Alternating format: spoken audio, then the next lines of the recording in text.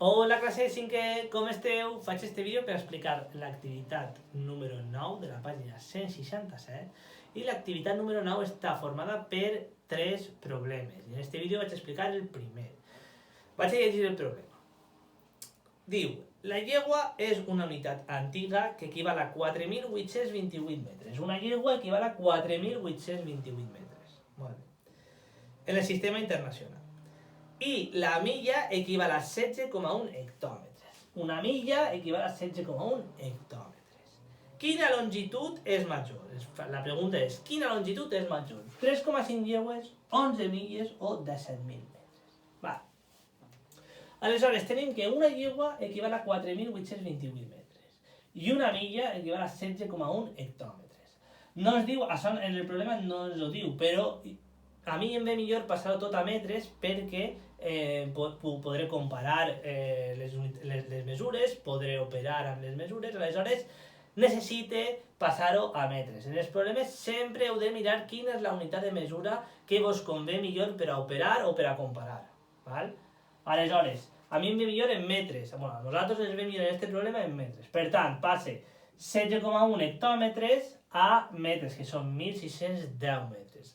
Llavors, es queda que una milla és igual a 1.610 metres i una llegua és igual a 4.828 metres. Ara ja puc resoldre encara no puc resoldre la pregunta, però puc començar a trobar la solució a la pregunta. Quina longitud és major? 3,5 llegües. Vale? Es diu que la llegua equival a 4.828 metres. Una llegua, 4.828 metres. Dos llegües hauria de sumar 4.828 més 4.828. 3 llegües hauria de sumar 4.828 més 4.828. I 0,5 és la meitat de 4.828. Hauria de sumar. Per tant, una suma repetida del mateix número és una...